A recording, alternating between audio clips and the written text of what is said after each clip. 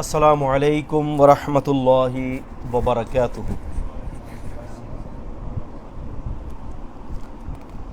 ان الحمد للہ نحمده ونستعینه ونستغفره ونعوذ باللہ من شرور انفسنا ومن سیئات اعمالنا من يهده الله فلا مضل له ومن يضلل فلا هادي له واشهد ان لا اله الا الله وحده لا شريك له واشهد ان محمدا عبده ورسوله اما بعد فان خير الحديث كتاب الله وخير الهدي هدي محمد صلى الله عليه وسلم وشر الامور محدثاتها وكل محدثة بدعة وكل بدعة ضلالة وكل ضلالة في النار اما بعد فاعوذ باللہ من الشیطان الرجیم بسم اللہ الرحمن الرحیم باب کیف الامر اذا لم تکن جماعہ۔ امام بخاری رحمہ اللہ نے کتاب الفتن میں یہ باب قائم کیا ہے کہ کیف الامر اذا لم تکن جماعہ، کہ جب جماعت نہ ہو تو انڈیویجول زندگی کیسے گزاری جائے۔ بندے کا اکیلے کا حکم کیا ہے؟ جماعت سے مراد کون سی جماعت؟ جماعت سے مراد ہماری اپنی تنظیمیں والی جماعتیں نہیں ہیں کہ آپ کے مسلک کی جو اتنی ساری جماعتیں تھوک کے حساب سے آج وجود میں ہیں، اس جماعت کو دیکھو تو اس کی جو ہے وہ 50 شاخیں ہیں، اس جماعت کو دیکھو تو اس کی 25 شاخیں ہیں۔ جماعت سے مراد یہاں پر جو مسئلہ ہے وہ یہ ہے کہ خلیفہ، اقتدار، امارت و خلافت نہ ہو تو ماذا نفعل بعد ذلك، اس کے بعد پھر ہم نے کیا کرنا ہے، کیسی زندگی بسر کی جائے، انڈیویجول جو بندے کی جو لائف ہے وہ کیسے بسر ہوگی۔ تو امام بخاری رحمہ اللہ، دراصل یہ سوالیہ نشان امام بخاری کا، کیف الامر اذا لم تکن جماعہ، یہ کوشچن ہے کہ جب جماعت نہ ہو تو پھر زندگی کیسے گزاری جائے۔ امام بخاری رحمہ اللہ فرماتے ہیں کہ حدثنا محمد بن المثنى قال حدثنا الولید بن مسلم قال حدثنا ابن جابر حدثني بسر بن عبید اللہ الحضرمی انه سمع ابا ادریس الخولانی رحمہ اللہ تعالی انه سمع حذیفة بن الیمانی رضی اللہ تعالی عنہ یقول كان الناس يسألون رسول الله صلى الله عليه وسلم عن الخير وكنت أسأله عن الشر مخافة أن يدركني۔ حذیفہ بن یمان فرماتے ہیں رضی اللہ تعالی عنہ، جلیل و قدر صحابی ہیں نبی علیہ السلام کے، اور یہ بڑی باریکیوں سے رسول اللہ صلی اللہ علیہ وسلم سے فتنے کے بارے میں پوچھا کرتے تھے۔ یہ فرماتے ہیں کہ لوگ نبی علیہ السلام سے، کان الناس یسألون رسول اللہ صلی اللہ علیہ وسلم، کہ لوگ رسول اللہ صلی اللہ علیہ وسلم سے سوال کرتے تھے عن الخیر، خیر کے بارے میں، کہ اللہ کے رسول یہ بتائیے کہ خیر کس چیز میں ہے، مجھے خیر کیسے مل سکتی ہے، زمانہ خیر کا کیسے ہوگا۔ لیکن وہ یہ فرماتے ہیں کہ وَأَسْأَلُهُ عَنِ الشَّرِّ، اور میں اللہ کے نبی صلی اللہ علیہ وسلم سے خیر نہیں پوچھتا تھا، شر کے بارے میں پوچھتا تھا۔ اب کوئی تو ایسا بندہ ہو نا جو شر کے بارے میں پوچھے، اب سارے ہی اگر خیر کے بارے میں سوالات کرنے لگ گئے تو پھر شر کے بارے میں معلومات کہاں سے آئے گی۔ تو صحابہ اکرام کی اکثریت خیر کے بارے میں پوچھتی تھی اور یہ شر کے بارے میں پوچھتے تھے، اور ان کا شر کے بارے میں پوچھنے جو مراد تھی وہ بھی خیر تھی۔ وہ خیر کیا تھی کہ ایسا نہ ہو، کہتے ہیں کہ میں اس لیے پوچھتا، مخافتا، اس بات سے میں ڈرتا تھا، ان یہ کہ یدریکنی، ایسا نہ ہو کہ میں اس شر کے اندر پڑ جاؤں اور شر مجھے آ کر دبوچ لے۔ ہمیں بسا اوقات علوم شریعہ سے وابستگی نہیں ہوتی، ہم شریعت کا علم ہمارے پاس ہوتا نہیں ہے۔ آج ہمارا بچہ جیسے ہی بلوغیت کے قریب بھی، بلکہ آپ سمجھ لیں کہ بولنے چالنے کے قریب ہو جاتا ہے 2.5 سال 3 سال، تو والدین اپنے بچوں کو یہ کہتے ہیں کہ بیٹا بڑے ہو کے کیا بنو گے؟ Doctor, engineer, pilot, business man, یہی ہے نا۔ ابا اگر جو ہے وہ بزنس مین ہے تو پوری کوشش ہوگی کہ بچہ بزنس مین بنے، ہے۔ ابا اگر پولیس میں ہے تو پوری کوشش ہے کہ بچہ پولیس میں جائے، اچھی جاب پر جائے، ایک عام حالات ہے۔ باپ اگر ڈاکٹر ہے، کوشش ہے کہ بچہ ڈاکٹر بنے، میرا بچہ بھی اسی فیلڈ میں آ جائے۔ یعنی والدین کی حد الامکان یہ کوشش ہوتی ہے کہ وہ اپنے بچوں کو اچھا دیکھیں، اور اس کے لیے وہ تعلیم دنیا کی اختیار کرتے ہیں، یعنی کنٹمپریری نالج جس کو ہم کہتے ہیں، عصری تعلیم دلواتے ہیں اپنے بچوں کو، تاکہ بچہ بڑا ہو کر اچھا مقام حاصل کر سکے، ہمارا اپنے ملک کا نام روشن کر سکے۔ یہی آپ سمجھ لیں کہ لوگوں کی مینٹل اپروچ ہے، ایسے نا، بڑا ہو کر بڑا آدمی بنے، بڑا ہو کر نام روشن کرے، اچھا کھائے، اچھا پیے، اچھا گھر، اچھی بیوی، اچھا نام ہو، یہ سوچ ہے۔ اب تعلیم کون سی دی جا رہی ہے؟ تعلیم اس کے لیے اولادوں کو دنیا کی تعلیم دی جا رہی ہے۔ کیوں؟ کہ ہمیں اس بات کے بارے میں تھوڑا سا ہم کمپلیکس کا شکار ہیں، احساس کمتری کا شکار ہے کہ یار دین پڑھے گا مولوی بنے گا، داڑھی رکھے گا مولوی بنے گا۔ ایک صاحب سے بات ہوئی، وہ کہتا ہے کہ جی میں نے کہا کہ یار داڑھی کیوں نہیں رکھتے؟ کہتے کہ شادی کی بات رکھوں گا۔ میں نے کہا کیوں؟ کہ مصیبت، رشتہ ہی نہیں ملتا۔ شادی سے پہلے داڑھی رکھنا، رشتہ نہیں ملتا۔ بھائی بات یہ کہ شادی سے پہلے تمہیں رشتہ وہ نہیں ملے گا کہ جو عورت سنت سے محبت کرتی ہے نا، اس کا نہیں ملے گا۔ جو سنت کو ذبح کرنے والی وہ عورت ہوگی وہ تمہارے ساتھ شادی کر لے گی،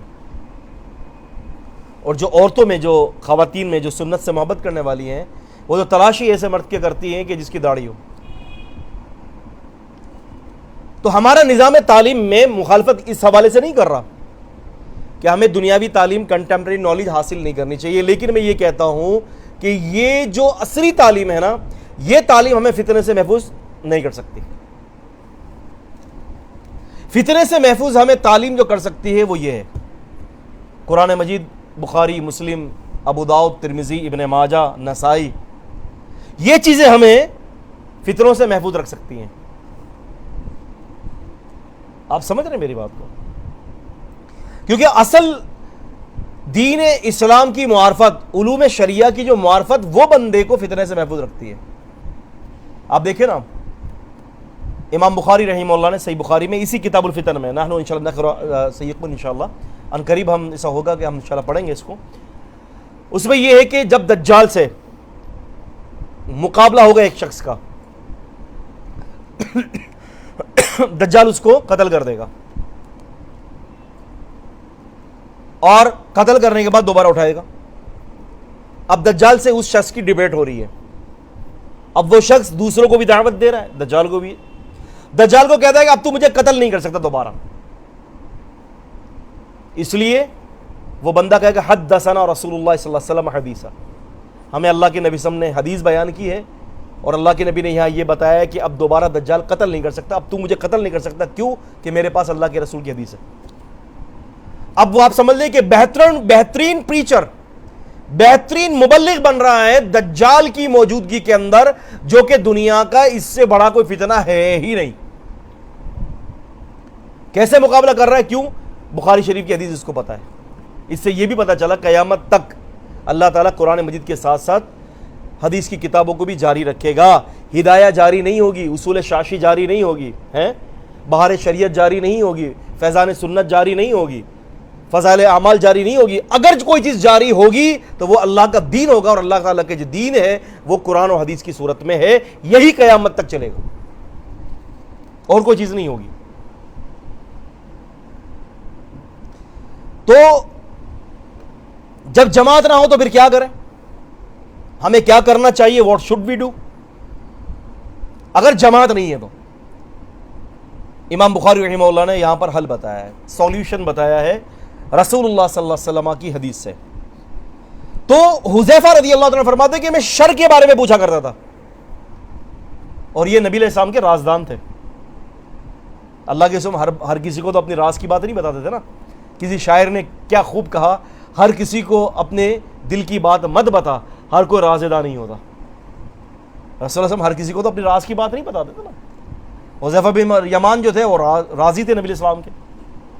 آپ علیہ الصلوۃ والسلام کے ساتھ آپ یہ سمجھ لیں کہ راز کی باتیں پوچھتے تھے, شر کی باتیں.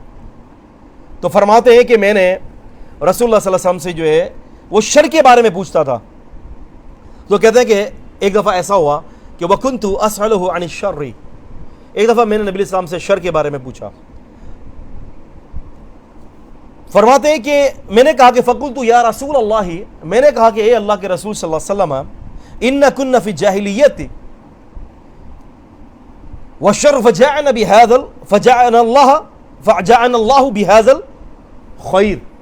اے اللہ کے قسم اس سے پہلے ہم جو ہے شر میں تھے, اللہ تعالیٰ نے یہ ہمیں خیر نصیب فرمایا. یہ جو اللہ تعالیٰ نے ہمارے لیے خیر کر دیا, یہ دین اسلام ہمارے لیے بڑی خیر ہے. آپ کا دور ہمارے لیے بڑا خیر ہے, اور جس وقت ہم ہیں یہ بڑا خیر کا وقت ہے. پھر اللہ تعالیٰ نے ہمیں ہدایت بخشی, ہدایت نوازی, اور ہمیں خیر عطا فرمایا. تو پھر سوال یہ کرتے ہیں کہ اللہ کے رسول فَهَلْ بَعْدَ هَذَا الْخَيْرِ مِنْ شَرٍ, اللہ کے رسول اس خیر کے بعد بھی کوئی شر ہے؟ شر تو ہوگا نا, خیر کے بعد شر ہے. رسول اللہ نے 3 زمانوں کو بہتر قرار دیا.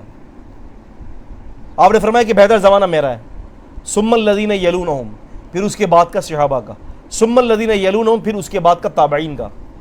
3 زمانے بہترین. رسول اللہ صلی اللہ علیہ وسلم کی حدیث کے مطابق 3 زمانے بہترین ہیں.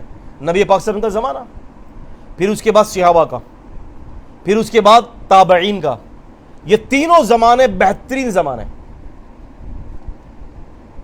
تو سیدنا حذیفہ رضی اللہ تعالیٰ عنہ خیر کے بارے میں, شر کے بارے میں پوچھ رہے ہیں نبی علیہ السلام سے. کہتے ہیں کہ اللہ کے رسول صلی اللہ علیہ وسلم, کیا اس خیر کے بعد بھی کوئی شر ہے؟ آپ نے فرمایا قال نعم, آپ نے فرمایا کہ جی ہاں, اس کے بعد پھر شر ہے. قلت وهل بعد ذلك شر من خیر, تو پھر کیا اس شر کے بعد بھی پھر خیر کا زمانہ ہے؟ رسول اللہ صلی اللہ علیہ وسلم فرماتے ہیں کہ نعم, ہاں. اور آپ نے فرمایا وفیہ دخن, آپ نے فرمایا کہ اس کے اندر دخن ہوگا. صحابی نے فرمایا کہ وما دخن, اللہ کے رسول وما دخن ہو, یہ دخن کیا ہے؟ آپ نے فرمایا قوم یحدون بغیر حدب تعرفون منہ وتنکر. اللہ کے رسول صلی اللہ علیہ وسلم فرماتے ہیں کچھ لوگ ایسے ہوں گے جو میرے بتائے ہوئے طریقے کے الٹ چلیں گے, برعکس چلیں گے. جو میں نے طریقہ بتایا اس طریقے سے ہٹ کر چلیں گے, اپنا اجتہاد کو شامل کریں گے, اپنے قیاسات کو لائیں گے, فضول کی بحثیں کو لائیں گے, اور فضول کی بحث کو لانے کے بعد میرے طریقے سے روگردانی کر دیں گے. منکرین حدیث یہ الزام عائد کرتے ہیں, کہتے ہیں کہ یہ جتنا بھی امت کے اندر مسالک کے جو اس وقت جو ہے وہ جڑا چل رہا ہے, یہ سب حدیث کی وجہ سے ہے. میں کہتا ہوں یہ سب حدیث کی وجہ سے نہیں ہے. یہ سارا جو فتنہ جو اس وقت جو لڑائی اور جھگڑے پھیلے ہوئے ہیں نا, یہ ان لوگوں کی وجہ سے پھیلے ہوئے ہیں کہ جو حدیث کے متن کو تو طالب علم کو پڑھنے نہیں دیتے, لیکن نیچے حاشیوں پر حاشیے, حاشیوں پر حاشیے, حاشیوں پر حاشیے, حاشیوں پر حاشیے لگاتے ہیں. طالب علم 10 سال تک وہ حاشیہ پڑھتا ہے اور حدیث کے ٹیکسٹ کے اوپر, متن کے اوپر تو آتا ہی نہیں ہے, اور پھر اپنے ذہن سے عجیب قسم کی باتیں بیان کرنا, مذاق اڑانا فتنے کا سبب ہے. فتنہ انسان پھیلاتا ہے. فتنہ جو ہے وہ کتاب اور سنت سے فتنہ نہیں پھیلتا. استغفر اللہ العظیم, العیاذ باللہ. اختلاف تو ہم اور آپ کرتے ہیں نا بھائی. ایک حدیث ہے, دیکھیں نا, میں مثال دیتا ہوں اس کی. ایک حدیث ہے رسول اللہ صلی اللہ علیہ وسلم کی. عمر رضی اللہ تعالیٰ عنہ نے کہا اللہ کی قسم جاہلیت میں نے 1 دن کی نظر مانی تھی, میں کیا کروں؟ آپ نے فرمایا کہ عمر اپنی نظر کو پورا کر لیجئے, اپنی نظر کو پورا کر لیجئے.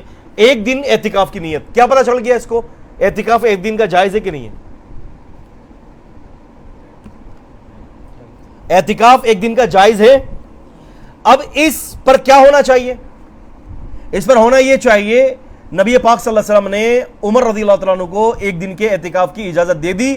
اس کا مطلب یہ ہے کہ ھذا یجوز، یہ جائز ہے لکل امہ، ساری امت کے لیے. لیس ہوا خاص فی زمن نبی علیہ السلام، نبی علیہ السلام کے زمانے میں یا نبی علیہ الصلوۃ والسلام کے صحابہ کرام کے لیے یہ خاص نہیں ہے، بل ھذا عام ہے یہ حکم لکل امہ، ہر امت کے لیے، لکل زمن، ہر زمانے کے لیے. لیکن ہمارے یہاں کیا ہوتا ہے، حاشیہ چڑھایا جاتا ہے اور یہ کہہ دیا جاتا ہے کہ وقال ابو حنیفہ رحمہ اللہ لا یجوز. امام ابو حنیفہ رحمہ اللہ فرماتے ہیں کہ جائز نہیں ہے. امام ابو حنیفہ رحمہ اللہ ہمارے سر کے تاج، ہم نہیں اس بات کو تسلیم کرتے کہ انہوں نے کبھی حدیث کے مقابل اپنی رائے دی ہو، وہ آپ کرتے ہو. اور پھر امت کے سامنے آپ یہ کیوں کہہ رہے ہیں کہ قال ابو حنیفہ رحمہ اللہ تعالی لا یجوز؟ امت کو ابو حنیفہ کے قول کی ضرورت نہیں ہے، امت کو ہدایت کے لیے نبی پاک کے قول کی ضرورت ہے. اللہ تعالیٰ قرآن میں فرماتے ہیں، سورہ نساء میں 69 آیت نمبر ہے اور سورہ نمبر 4 ہے، فرمایا کہ وَإِن تُطِعُوهُ تَهْتَدُوا، اگر تم نبی پاک کی اتباع کرو گے تو ہدایت پر آ جاؤ گے صلی اللہ علیہ وسلم. تو رسول اللہ صلی اللہ علیہ وسلم فرماتے ہیں کہ ایسے لوگ ہوں گے، آپ صلی اللہ علیہ وسلم نے فرمایا کہ وہ لوگ میرے بتائے ہوئے طریقے کے برعکس چلیں گے، امینڈمنٹ کریں گے، اضافے کریں گے، امت کو تکلیف میں ڈال دیں گے، امت کو پریشانی میں کر دیں گے، آسان دین کو اتنا مشکل بنا دیں گے کہ ایک آدمی سوچے گا یار چھوڑو یار، دین کے اندر تو بڑی باریکیاں ہیں.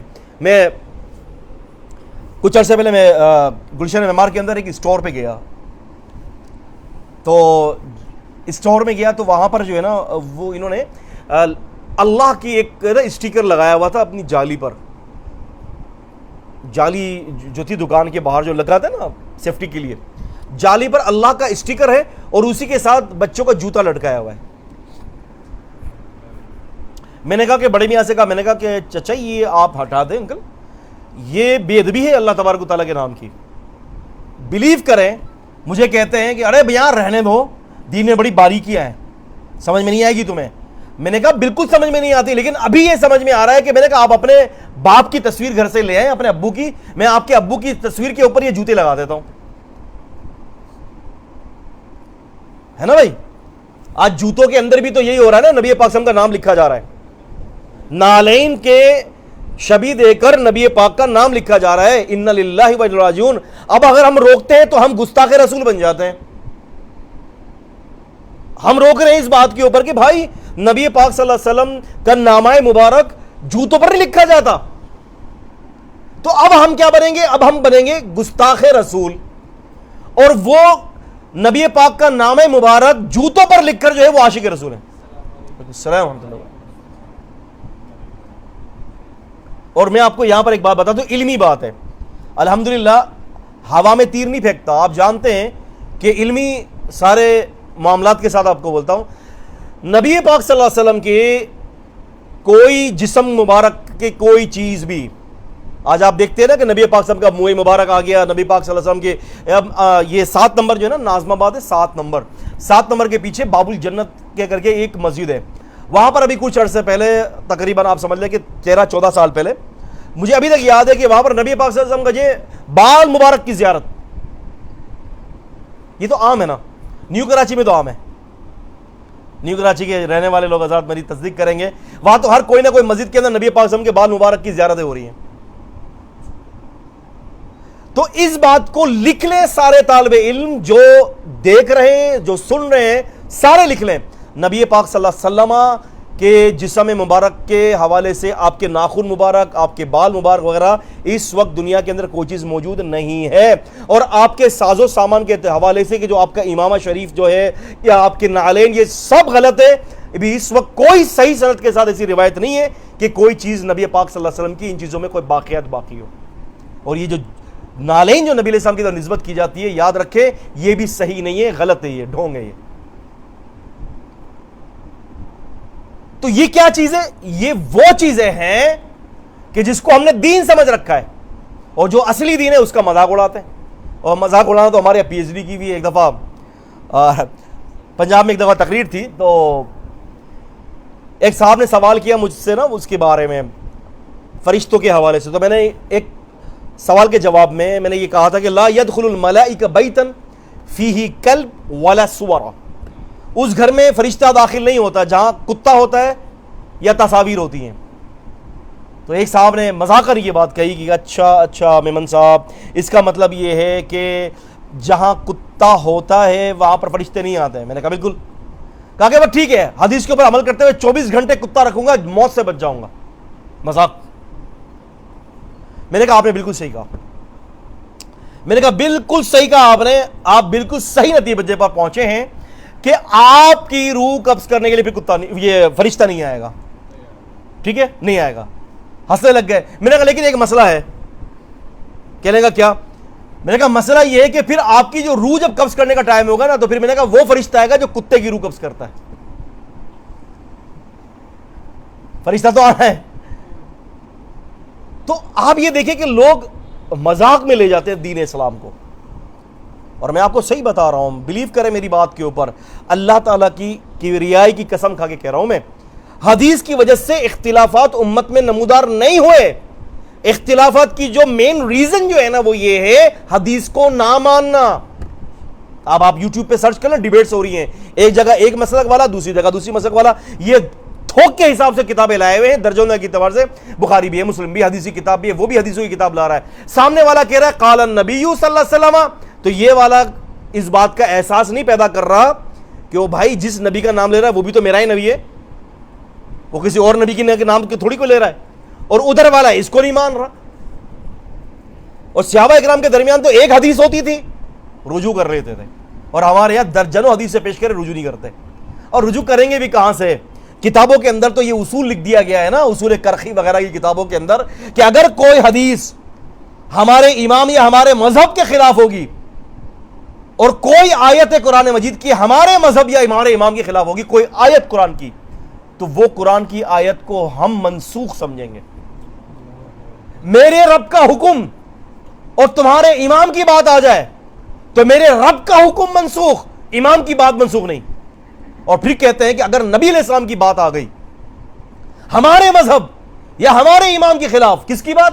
محمد الرسول اللہ صلی اللہ علیہ وسلم کی بات آ گئی، تو کہتے ہیں اصول کرخی کے اندر، پوچھے گا اللہ عبداللہ کرخی سے، کہتے ہیں یہ کہ پھر ہم اس حدیث کی تعویل کر دیں گے. اللہ کے نبی صلی اللہ علیہ وسلم یہی تو بتا رہے ہیں. اور کیا فرما رہے ہیں آپ؟ تو یہ تو فرما رہے ہیں کہ آپ فرمائیں ایسے لوگ آئیں گے کہ وہ لوگ میرے طریقے کے برعکس چلیں گے. صحابہ اکرام کا یہ طریقہ نہیں تھا. صحابہ اکرام کا یہ طریقہ تھا کہ اگر تم نے حدیث سنا دی ہمارے لیے بہت ہے، بہت ہے، ہمارے لیے کافی ہے وہ اللہ کے نبی صلی اللہ علیہ وسلم کا فرمان. اس لیے آپ ایمانداری سے بتائیے. ایک دفعہ میں آپ کو بتاؤں، ایک تقریر تھی، یہ رحیم یار خان کی بات ہے. یہ رحیم یار خان کے اندر بہت بڑا ایک پروگرام تھا، تو وہاں پر تقریر کے بعد اوپن کوشچن آنسر سیشن چلا. تقریباً مجھے ابھی تک یاد ہے تقریباً کوئی 1700-1800 آدمی تھا. بہت بڑا مجموعہ تھا. ایک آدمی نے مجھ سے پوچھا کھڑے ہو کر کے شیخ یزید کے بارے میں کیا کہتے ہیں؟ تو میں نے کہا کہ یار مجھے یہ بتاؤ، یزید کے بارے میں تفصیلی معلومات حاصل کرنے والے بندے، یہ بتاؤ کہ اگر تمہارا کل پیپر میتھس کا ہے اور تم ابھی اردو کی یا انگریزی کی تیاری کرو تو کیسا رہے گا؟ کہتے گا کہ میں تو کبھی بھی نہیں کروں گا. میتھس کا پیپر صبح ہے تو میتھس کی تیاری کروں گا، انگلش کا پیپر صبح ہے تو انگلش کی تیاری کروں گا. میں نے کہا میرا اور آپ کا جو پیپر ہے نا جو قبر میں ہے، وہ 3 بڑے بڑے چیپٹرز کے اوپر مبنی ہے. من ربک کا، ما دینک کا، من نبیک کا. تیرا رب کون، تیرا دین کیا، تیرا نبی کون صلی اللہ علیہ وسلم. میں نے کہا یہ 3 سوال ہوں گے. میں نے قبر میں قطعاً مجھ سے نہیں پوچھا جائے گا کہ میں یزید ہوں کہ یزید تیرا کون ہوگا. تو میں نے کہا بھائی میرا پیپر یہ نہیں ہے، میں اس کی تیاری نہیں کرتا. یزید کون ہے، کیسا ہے، اللہ جانے بھائی. میں نے کہا تم مجھ سے سوال اس کا کرو کہ جو 3 پیپر آئیں گے، میں کہ تم نے اسلام کو کتنا سمجھا، تم نے نبی علیہ السلام کو کتنا سمجھا، تم نے قرآن مجید کو کتنا سمجھا، حدیث کو کتنا سمجھا. جب یہ سمجھ لو تو پھر بات کریں گے یزید پر، اگر زندگی نے موقع دیا. تو لا یعنی گفتگو کے اندر ہم لوگ پڑ جاتے ہیں. آپ دیکھیں فورم کے اندر دیکھیں مختلف قسم کی جو واٹس ایپ گروپس جو ہیں، آپ دیکھیں مختلف قسم کی لا یعنی باتیں ہوتی ہیں، فضولیات، لا یعنی باتیں. بیگانے کی شادی میں عبداللہ دیوانہ، بیگانے کی شادی میں عبداللہ دیوانہ، یار اس سے کوئی لینا دینا نہیں ہے اس بندے کے، اور خامہ پیلی بحثیں شروع ہو جاتی. بھائی یہ بتاؤ کہ آخرت کیسے بنے گی؟ صحابہ اکرام کی جملہ کوشچنز جو تھے نبی صلی اللہ علیہ وسلم سے، اے اللہ کی قسم بتائیے عمل، اللہ کے نزدیک کون سا عمل افضل ہے؟ اے اللہ کے نبی ایسا کوئی عمل بتا دیں جو مجھے جنت میں لے جائے. اے اللہ کے نبی ایسا کوئی عمل بتائیں جو مجھے جہنم سے بچا لے. اے اللہ کے نبی سم ان عمل کی خبر کر دیں جو ہمیں جہنم کی آگ سے بچا دے. ان عمل کے بارے میں بتا دیں جس سے اللہ راضی ہو جائے. ان عمل کے بارے میں بتا دیجئے جو اللہ کو ناراض کرنے والے ہیں. یہ صحابہ اکرام کے سوال تھے. تو اللہ کے رسول صلی اللہ علیہ وسلم نے، ڈیٹیل بہت زیادہ ہے اور لیس عندنا وقت الا قلیل، وقت نہیں ہے.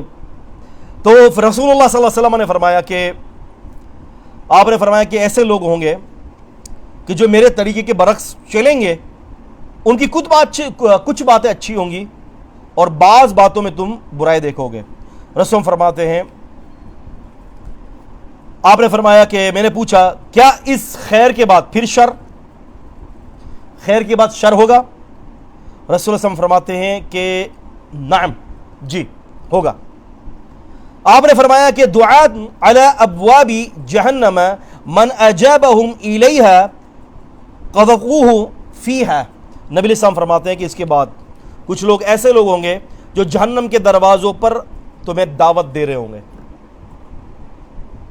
اور فرمایا کہ جو ان کی اس دعوت کو قبول کر لے گا، من اجابہم الیہا، جو ان کی دعوت کو قبول کرے گا، قذفوہ فیہا، تو وہ ان کو جہنم کے اندر پھینک دیں گے. اب یہاں پر ایک نکتہ ہے، پوائنٹ ٹو بی نوٹڈ. اللہ کے نبی صلی اللہ علیہ وسلم نے ان لوگوں کے بارے میں یہ نہیں بتایا کہ وہ کلی طور پر ہی باطل ہوں گے. آپ نے فرمایا کہ کچھ اچھی باتیں بھی کہیں گے، نام اچھے رکھیں گے، سم ٹائم باتیں بھی اچھی کریں گے، لیکن آدھا تیتر آدھا بٹیر نہیں. نؤمن ببعض ونکفر ببعض، بعض کا اوپر ایمان اور بعض کا انکار نہیں، ایکسیپٹیبل نہیں ہے.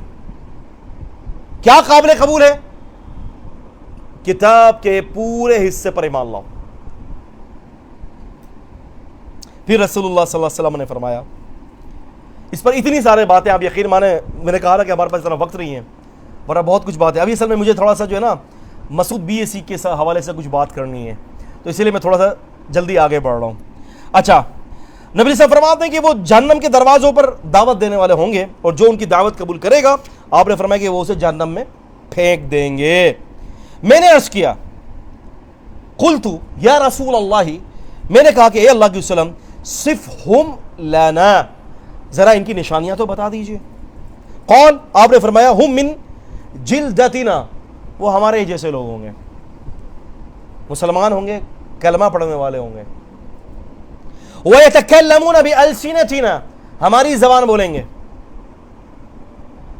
ہماری باتیں کریں گے، ہماری زبان بات کریں گے. قُلْتُ فَمَا تَأْمُرُونِي إِنْ أَدْرَكَنِي ذَلِكَ، آپ پھر مجھے کیا حکم دیتے ہیں کہ اگر میں اس قسم کے لوگوں کو پالوں؟ آپ نے فرمایا، تَلْزَمُ جَمَاعَةَ الْمُسْلِمِينَ وَإِمَامَهُمْ، جماعت المسلمین اور اس کے امام سے چمٹ جا. نعم ایھا الطلاب، جماعت المسلمین اور اس کے امام سے چمٹ جاؤ. ما معنی ھذا الحدیث، اس حدیث کا کیا معنی ہے؟ ہم الذین یقولون نحن منہم بل ھذہ صفہ، ھذہ صفتنا. جماعت المسلمین کہتی ہے کہ یہ تو ہماری صفت ہے. مسعود BSc، تعریفوہم، جانتے ہیں ان کو؟ عزیز آباد میں 1988 کے اندر جماعت المسلمین رجسٹرڈ، جماعت المسلمین رجسٹرڈ 88، کبھی بیشی اللہ معاف کرے. اس کے اندر انہوں نے بنیاد رکھی. پھر اس کے بعد ساری دنیا کے مسلمان کافر، یہ ہے تکفیری. ساری دنیا کے مسلمان کیا ہے؟ کافر. کافر وہ نہیں ہیں جو جماعت المسلمین میں ہیں. آئیے دو واقعے. اور کچھ بات اس حدیث کے متن کے حوالے سے. کوثر نیازی کالونی سیفی کالج، آپ نے دیکھا ہوگا سیفی کالج، لنڈی کوتل چورنگی اور ضیاء الدین ہاسپٹل چورنگی کے بالکل مابین جو حیدری کا روڈ جاتا ہے آگے، وہاں پر جو ہے وہ اچانک سمجھ لیں کہ ایمرجنسی صورت میں ایک ڈیبیٹ ہو گئی، یہی جماعت المسلمین بی ایس سی والے. تو یہ حدیث انہوں نے پیش کی مجھ سے. تو انہوں نے کہا کہ دیکھیں اللہ کے نبی صلی اللہ علیہ وسلم نے فرمایا کہ اگر جماعت المسلمین نہ ہو، آپ نے فرمایا کہ جب فرقوں کا دور ہو تو جماعت المسلمین سے چمٹ جانا. میں نے کہا میرا پہلا اس میں سوال یہ ہے کہ جب فرقے ہوں تو میں نے کہا سوال یہ ہے، پہلا سوال فرقہ ہوتا کیا ہے، ما ہی الفرقہ، یہ فرقہ کیا ہے. میں نے کہا کہ السوال الثانی، دوسرا سوال یہ ہے کہ اگر جماعت المسلمین نہیں ہو تو پھر کیا کرنا چاہیے. ٹھیک ہے، اگر جماعت المسلمین نہیں تو کیا کرنا چاہیے. تیسرا سوال، آپ نے جماعت المسلمین بنائی کیوں ہے. اب تھوڑا سا ہم اس پر بات کر لیتے ہیں، یہ تھوڑا سا ایک آپ سمجھ لیں کہ ہماری مجلس کو تھوڑا سا تر کر دے گی. ڈیبیٹ بڑی اچھی رہی، تقریباً 4-4.5 گھنٹے کی ڈیبیٹ تھی. میں نے ان سے یہ کہا، میں نے کہا مجھے یہ بتائیے کہ اللہ کے رسول نے یہاں کیا حکم دیا ہے کہ جب جماعت المسلمین نہ ہو. میں نے کہا آپ کے جماعت المسلمین سے پہلے کوئی جماعت المسلمین تھی؟ کہا کہ نہیں، کوئی بھی نہیں تھی. اچھا، یعنی میں نے کہا کہ یوں سمجھ لیں کہ نبی علیہ السلام کے دور سے لے کر 1400 سال تک یہ گیپ تھا، یعنی کوئی مسلمانوں کی جماعت ہی نہیں تھی. سارے جو ہے وہ فرقہ اور سارے مشرک اور سارے کافر. یعنی آپ کے امیر صاحب نے، مسعود بی ایس سی صاحب نے بنیاد ڈالی تو اب مسلمان پیدا ہوئے، ورنہ اس سے پہلے کوئی مسلمان نہیں تھا. ہاں جی بالکل ایسا ہی ہے. اچھا جی، میں نے کہا مجھے یہ بتائیے کہ ان سے پہلے جماعت المسلمین نہیں تھی، اور یہ حدیث کا متن یہ آگے یہ کہہ رہا ہے فَاعْتَزِلْ تِلْكَ الْفِرْقَ كُلَّهَا. آپ نے فرمایا کہ حذیفہ اگر جماعت المسلمین نہ ہو تو تجھے یہ کرنا ہے کہ تمام فرقوں سے تو علیحدہ رہنا. نبی صاحب فرماتے ہیں وَلَوْ أَن تَعَدَّ بِأَصْلِ شَجَرَةٍ حَتَّى يُدْرِكَكَ الْمَوْتُ وَأَنْتَ عَلَى ذَلِكَ. اگر تجھے درخت کی جڑیں چبانی پڑے تو درخت کی جڑیں چبا لینا، اور اسی حالت پہ تجھے موت آ جائے کسی فرقے سے بھی نہیں ملنا. میں نے کہا مجھے یہ بتائیے کہ جب جماعت المسلمین تھی نہیں تو اللہ کے نبی نے فرمایا کہ فَاعْتَزِلْ تِلْكَ الْفِرْقَ كُلَّهَا، تمام فرقوں سے علیحدہ رہنا ہے. تو میں نے کہا مسعود بی ایس سی صاحب کو چاہیے تھا کہ وہ اپنے کپڑے لیتے، اپنے گھر والوں کو لیتے اور جنگلوں میں چلے جاتے، درخت کی جڑیں چباتے، کھاتے پیتے اور وہیں پر مر جاتے. میں نے کہا ان کو کسی نے کہا تھا کہ جماعت المسلمین کی جو ہے نا بنیاد رکھیں. حدیث کا ظاہر تو یہ ہے کہ جماعت المسلمین بنانا نہیں، الگ. تو میں نے کہا اب یہ ثابت کر دیجئے کہ انہوں نے ایسا کیوں کیا. 2-2.25 گھنٹے اسی پر بحث چلی، کوئی دلیل نہیں دے سکے، کوئی ایک دلیل نہیں. میں نے کہا آپ کے مسعود صاحب نے غلط کیا. میں نے کہا ایک بات، آپ کا یہ کہنا ہے کہ جماعت المسلمین صرف ایک ہی ہے. میں نے کہا میرا کہنا یہ ہے کہ جماعت المسلمین ہر دور میں ہو سکتی ہے. کہنے کا دلیل، میں نے کہا اس حدیث سے دلیل یہ ہے. میں نے کہا اللہ کے نبی صلی اللہ علیہ وسلم فرماتے ہیں کہ تلزم، تو لازم کر، یہ واحد کا امر کا صیغہ ہے، تو لازم کر. ٹھیک ہے، جماعت المسلمین، جماعت المسلمین کو، وامامہم، اور ان کے امام سے. یعنی جماعت بہت ساری ہیں مسلمانوں کی، تبھی تو فرمایا کہ وہ امامہم. اگر ایک ہی جماعت المسلمین ہوتی تو فرماتے کہ وہ امامہا، وہ امامہا. ایک ہی جماعت اگر ہے تو پھر امامہا ہوتا. امامہم فرمایا تو اس کا مطلب ہے کہ ہر دور کے اندر جماعت المسلمین ہوگی، اور تم کہہ رہے ہو کہ تمہارے سے پہلے جماعت المسلمین کا کوئی وجود ہی نہیں ہے. تو اس حدیث کے متن پر بھی جب دیکھا جاتا ہے عربی گرامر کے حوالے سے بھی تو تم جھوٹے ثابت ہوتے ہو. پھر اس کے بعد چلا فرقے کے اوپر مسئلہ. میں نے کہا اب یہ بتاؤ کہ فرقہ ہوتا کیا ہے. میں نے کہا تم نے کہا ہم بھی فرقہ ہیں، تم کہتے ہو کہ احناف بھی فرقہ ہے، تم کہتے ہو بریلوی بھی فرقہ ہے، تم کہتے ہو وہ بھی فرقہ ہے، وہ بھی فرقہ ہے. میں نے کہا فرقے کا مطلب تو بتاؤ بھیا. کہتے ہیں کہ فرقے کا مطلب ہوتا ہے کہ جو دین اسلام کو چھوڑ کر جو ہے وہ اپنی جماعت الگ بنا لے. میں نے کہا کسی نے بھی اسلام کو نہیں چھوڑا، نہ احناف نے اسلام کو چھوڑا ہے، نہ اہل الحدیث نے اسلام کو چھوڑا ہے، نہ کسی اور نے. مسلمان کے جو جماعت جو اللہ کے نبی صلی اللہ علیہ وسلم کے جو ہے وہ بتائے ہوئے قبلے کی طرف منہ کر کے نماز پڑھتا ہے، جو ذبیحہ ذبح کرتا ہے اللہ کے نام پر ہے، تو وہ سارے مسلمان ہیں. اللہ یہ کہ کوئی مشرک ہو تو ایک الگ بات ہے. تو میں نے کہا فرقہ کیا ہوتا ہے، فرقے کے بارے میں ذرا ڈیفینیشن کریں، آپ اس کو ڈیفائن کریں. تو الحمدللہ فرقہ نہیں بتا سکے. میں نے ان سے کہا کہ فرقہ، پہلی تو بات یہ کہ لفظ فرقہ کوئی بری چیز نہیں ہے، اس لیے کہ اللہ کے نبی صلی اللہ علیہ وسلم نے فرمایا کہ میری امت میں 73 فرقے ہوں گے. آپ نے فرمایا 72 فرقے جہنم میں جائیں گے، اور آپ نے فرمایا ایک فرقہ جنت میں جائے گا، اور فرمایا وہی الجماعہ، اور یہی فرقہ جماعت ہوگا. پتہ چلا جو جنت میں جانے والا فرقہ گروہ ہوگا اس کو بھی اللہ کے نبی نے فرقہ کہا ہے، اور تم کہہ رہے ہو کہ فرقہ آپ کو فرقے سے چڑ ہے. تو میں نے کہا فرقہ جو ہے، لفظ فرقہ، میں نے کہا ہر جگہ پر اس کا معنی یہ نہیں ہوتا دین کا فرق کرنے والا. میں نے کہا جس کانٹیکسٹ کے اندر تم لا رہے ہو آیتیں، الذین فرقوا فی دینہم وکانوا شیعا لست منہم فی شیء، اے نبی سم جن لوگوں نے اپنے دین کو ٹکڑے ٹکڑے کر دیے، اے نبی آپ کا ان سے کوئی تعلق نہیں ہے. میں نے کہا یہاں لفظ فرقہ یہود اور نصارہ کو کہا گیا ہے، انہوں نے اپنے دین کو ٹکڑے کیے. اور میں نے کہا میں بتاتا ہوں کہ دین کو ٹکڑے کرنے والے فرقے کون ہوتے ہیں. وہ جو نبی علیہ السلام فرماتے ہیں کہ بنی الاسلام علی خمس، جو اسلام کی بنیاد، جو آپ نے فرمایا کہ 5 بنیادیں اسلام کی: شہادت اللہ الہ الا اللہ، اللہ تبارک و تعالیٰ کی توحید کی شہادت دینا، نبی پاک کی نبوت کی شہادت دینا، یہ ایک ہو گیا. پھر فرمایا نماز قائم کرنا، زکوٰۃ دینا، رمضان کے روزے رکھنا اور حج کرنا. میں نے کہا جو کوئی شخص ان 5 بنیادوں کے اندر فرق کرتا ہے وہ فرقہ ہے. ہم کہتے ہیں رافضی فرقہ ہے، ہم کہتے ہیں قادیانی فرقہ ہے. رافضی نے جو ہے وہ توحید میں بھی فرق کر دیا، نماز میں بھی فرق کر دیا. ہم کہتے ہیں یہ قادیانی فرقہ ہے، اس نے نبوت کے اندر فرق کر دیا ہے. ہم کہتے ہیں کہ ہر وہ بندہ فرقہ ہے جو توحید میں فرق کرتا ہے، جو نور من نور اللہ کہتا ہے وہ فرقہ ہے، جو اللہ کے رسول صلی اللہ علیہ وسلم کو اللہ کی ذات کا نور قرار دیتا ہے وہ فرقہ ہے، جو اللہ کو چھوڑ کر مخلوق کو پکارتا ہے وہ فرقہ ہے. میں نے کہا جو یہ کام نہیں کر رہا وہ کیسے فرقہ ہو گیا؟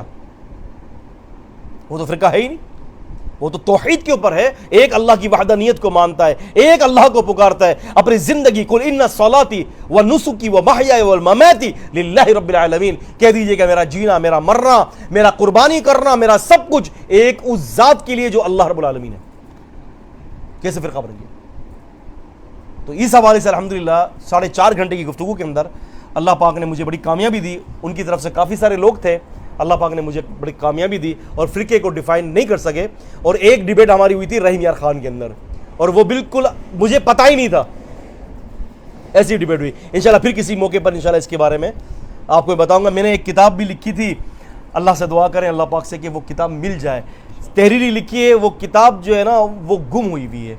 کاپی کے اندر میں نے لکھا ہے، میں نے میرے ساتھ جتنی بھی ڈیبیٹس ہوئی ہیں میرے اس لائف کے اندر دینی جو اس میں ہے، ان تمام ڈیبیٹس کو ایک جگہ پہ جمع کیا ہے. تقریباً کوئی 125-150 صفحے کی کتاب ہے، وہ گم ہوئی ہوئی ہے.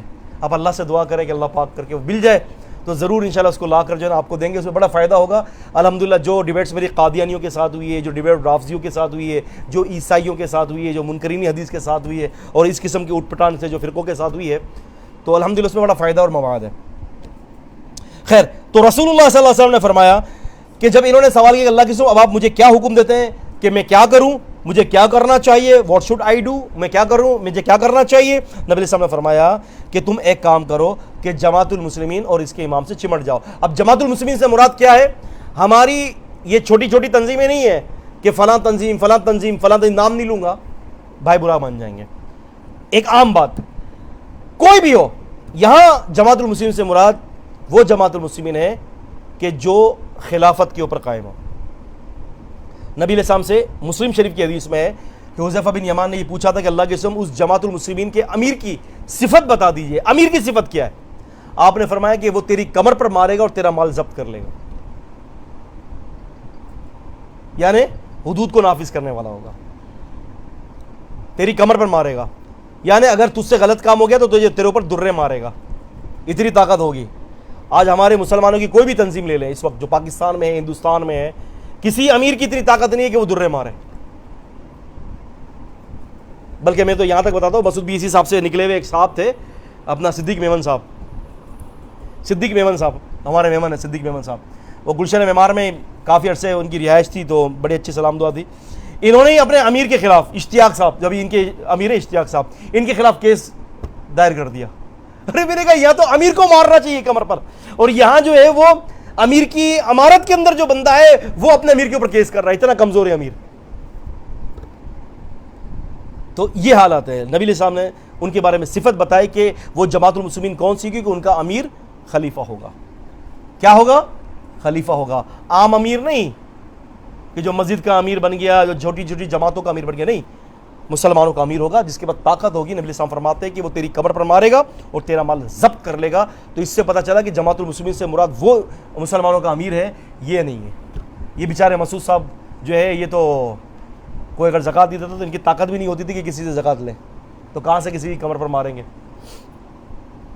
پھر نبی صلی اللہ علیہ وسلم نے فرمایا کہ تمام فرقوں سے علیحدہ رہنا, اگر تمہیں درخت کی جڑی کیوں نہ چبانے پڑے, حتی یدرکک الموت وانت علی ذلک, اور تمہیں موت آ جائے حتیٰ کہ تم اسی حالت میں ہو, اسی حالت میں تمہیں موت آ جائے, لیکن تم کسی فرقے کے ساتھ ضم مت ہو جانا, پھر تم ایسی زندگی بسر کرنا.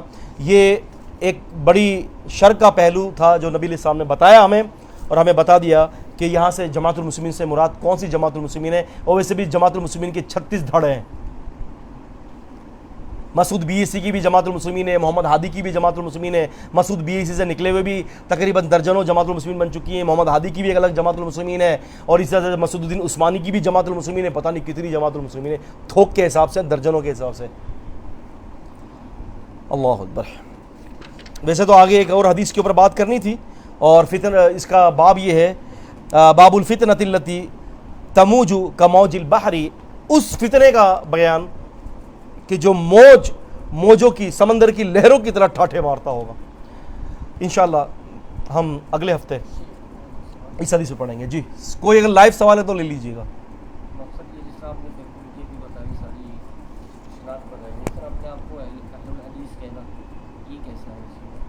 دیکھیں بات یہ ہے کہ لفظ اہل الحدیث جو ہے نا, اس وقت اہل السنہ, دیکھیں لفظ اہل السنہ اور اہل الحدیث یہ مترادف ہے. اب اس کے کئی جوابات ہیں. اہل الحدیث کہنا کیسا ہے؟ دیکھیں قادیانی بھی موجودہ دور کے اندر اپنے آپ کو مسلمان ہی کہتا ہے, وہ کبھی بھی نہیں کہے گا کہ ہم کافر ہیں. قادیانی. اہل الحدیث دراصل جو لفظ ہے وہ اس معنوں کے اندر ہے کہ ہم اس موقف پر ہیں کہ جس موقف پہ صحابہ اکرام تھے. اہل الحدیث. اہل السنہ بھی یہی ہے. البتہ یہ کہ جو دعویٰ کرتا ہے پھر اس کی دلیل بھی دے گا وہ. اللہ تعالیٰ غر کے رحمت فرمائے, غری کے رحمت فرمائے. 5ویں صدی ہجری کے ایک محدث گزرے ہیں, خطیب بغدادی رحمہ اللہ. انہوں نے کتاب لکھی ہے شرف اصحاب الحدیث کے نام سے. شرف کہتے ہیں بلندی کو, اصحاب الحدیث کہتے ہیں اصحاب والے حدیث, حدیث والوں کی بلندی. شرف, اشراف, شرف, وہ کتاب لکھی ہے انہوں نے اس پر. تو اس میں انہوں نے بہت سارے صحابہ اکرام کے حوالے سے یہی باتیں کوٹ کی ہیں کہ صحابہ اکرام اہل الحدیث تھے. اور آپ یہ دیکھیں کہ امام بخاری رحمہ اللہ, ان کی ایک کتاب ہے التاریخ الکبیر, اسماء الرجال کی کتاب ہے, تو اس کے اندر انہوں نے بہت سارے راویوں کے اوپر بات کی ہے. تقریباً کوئی 8 یا 12 ہزار کے قریب راویوں پر انہوں نے بات کی ہے, میرے یاد پڑ رہا ہے. تو تاریخ الکبیر کے اندر, التاریخ الکبیر کے اندر انہوں نے بہت سارے ایسے راویوں کو ذکر کیا کہ جن کے بارے میں فرمایا کہ انہم من اہل الحدیث. راوی اچھا ہے, کہتے کہ یہ اہل الحدیث میں سے.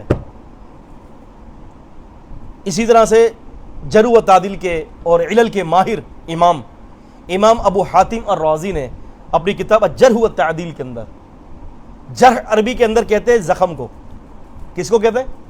زخم کو. جرح کہتے ہیں, ہم جرح کرتے ہیں کسی کو, اس کا مطلب ہے جرح کہتے ہیں زخم کو. تعدیل اس کے بارے میں جسٹس کرنا, کسی چیز کو عدل کرنا, انصاف کرنا. تو اس کے اندر جو ہے جرح و تعدیل کے اندر ایک راوی پر بحث کرتے ہیں, اور امام ابو حاتم الرازی رحمہ اللہ, راز جگہ کا نام ہے, اس کی طرف نسبت ہے یہ. اس میں وہ کہتے ہیں کہ یہ جو راوی جو ہے نا, فرماتے ہیں کہ انہ لیس من اہل الحدیث, کہ یہ بندہ اہل حدیث میں سے نہیں ہے. یعنی اس راوی کو معتبر نہیں کہہ رہے, اور کہہ رہے ہیں کہ وہ بندہ اہل حدیث میں سے نہیں ہے. نہ ہی انہوں نے یہ فرمایا کہ وہ بریلویوں میں سے نہیں ہے, نہ ہی فرمایا کہ دیوبندیوں میں سے نہیں ہے, نہ ہی یہ فرمایا کہ یہ حنفیوں میں سے نہیں ہے. اہل الحدیث جو ٹرمنالوجی جو ہے, اصطلاح جو ہے, یہ سلف صالحین کے اندر بڑی معروف تھی. اسی لیے میں نے کہا کہ خطیب بغدادی نے اس کے اوپر ایک مستقل کتاب لکھی, اور کتاب کا نام شرف اصحاب الحدیث ہے. اصحاب الحدیث جو ہے حدیث والوں کو کہتے ہیں.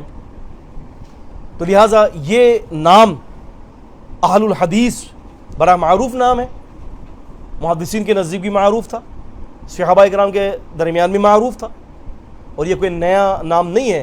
ہاں ہماری جو ڈائریکشن جو ہے، جو سمت جو ہے وہ سیدھی کرنی ہے، وہ کیا ہے؟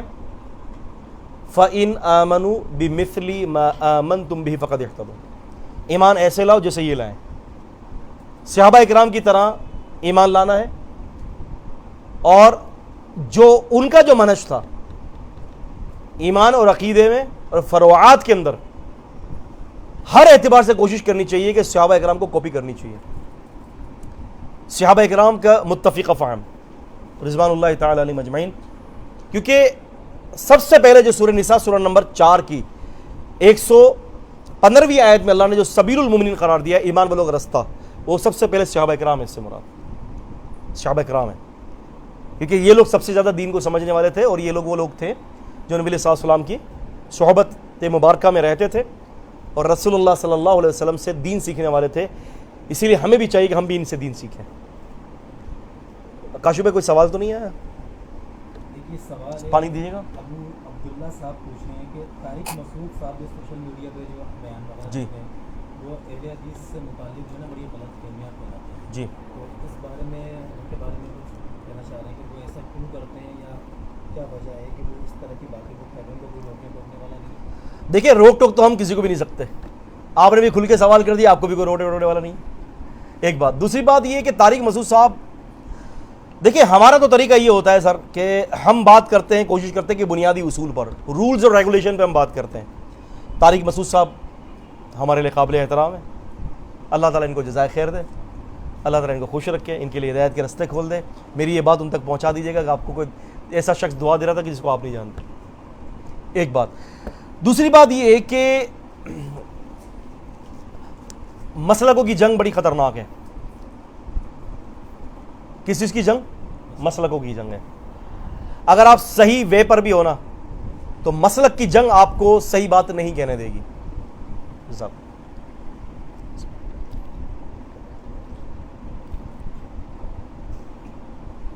میں اس کی ایک مثال دیتا ہوں۔ ابھی تقریباً کوئی 6-7 مہینے ہوئے ہیں، تو ایئرپورٹ پر وہاں میرا گزر ہوا، ایئرپورٹ پر، تو بالکل ایئرپورٹ پہ آگے ایک مسجد ہے، مسجد کا نام نہیں بتاؤں گا، تو اس مسجد کے اندر اتفاق ہے کہ مغرب کی نماز کا وقت ہوا، تو میں تھوڑا لیٹ ہو گیا، تو وہاں میں نے نماز پڑھی، تو نماز نکل چکی تھی، نماز پڑھی میں نے، پھر جماعت کروائی، تو وہاں پر جو ہے نا کیا ہوا کہ ستون جو ہے نا، پلر، 1 پلر 2 پلر 3 پلر کے بیچ میں صف بنی ہوئی تھی۔ میں نے دیکھا کہ لوگ صف بستی کر رہے تھے، تو میں نے امام صاحب کو سلام پھیرنے کے بعد میں نے امام صاحب سے کہا کہ میں نے کہا امام صاحب، اللہ کے رسول صاحب نے منع کیا ہے کہ ستونوں کے درمیان صف قائم نہ کی جائے۔ میں نے ان سے کہا کہ مستدرک حاکم کی حدیث ہے، میں نے کہا کہ وافقہ الذھبی، امام ذھبی نے اس کی موافقت کی ہے، حدیث صحیح ہے، اللہ کے نبی صلی اللہ علیہ وسلم نے ستون کے درمیان نماز پڑھنے سے منع کیا ہے۔ بھائی جب میں آپ کو یہ کہہ دوں کہ اللہ کے نبی نے یہ منع کیا ہے، تو آپ کیا کریں گے؟ وَمَا نَهَاكُمْ عَنْهُ فَانْتَهُوا، جس چیز سے رسول رو کے بعد آ جاؤ۔ انہوں نے کہا تو کیا ہو گیا؟ اگر اس طرح ہم نہیں کریں گے تو صفیں خراب ہو جائیں گی۔ میں نے کہا امام صاحب، اللہ کے نبی صلی اللہ علیہ وسلم جب دین بتایا نا، تو اللہ تعالیٰ جانتا تھا۔ میں نے کہا ہمیں چاہیے کہ ہم نبی کی بات مانیں۔ کہنے لگا نہیں ایسا نہیں ہو سکتا۔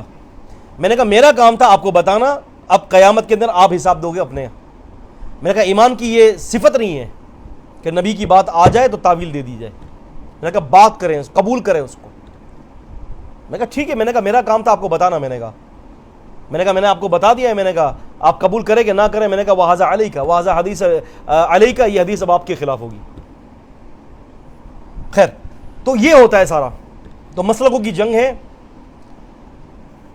اپنے امام کو، اپنے مذہب کو بس اونچا کرنا ہے۔ بھائی ہم نے کسی کو بھی کسی مذہب کو اونچا نہیں کرنا، بھائی ہم نے کتاب اور سنت کی ترویج کر رہی ہیں، جو اللہ کی بات ہو، اس کے رسول کی بات ہو، یہی ہو۔ میں کسی کو بھی نہیں کہتا کہ کسی کے ساتھ ملے، میں تو یہ کہتا ہوں کتاب اور سنت کے ساتھ جڑ جائیں۔ میرے رب نے اس کی ضمانت لی ہے میرے رب نے اس کی حفاظت لی ہے، اللہ کے رسول کی بات کی، قرآن و سنت کی حفاظت کی، یہی کامیابی ہے، اور اسی کے متعلق قیامت کے دن سوال ہوگا، باقی کسی اور چیز کے بارے میں سوال نہیں ہوگا۔ میری دعوت یہی ہے، صرف کتاب و سنت کو فالو کریں، انشاءاللہ کامیابی اسی کے اندر ہے۔ اقول قولی ھذا استغفر اللہ لی ولکم، استغفر اللہ لی ولکم ولسائر المسلمین۔ السلام علیکم ورحمۃ اللہ وبرکاتہ۔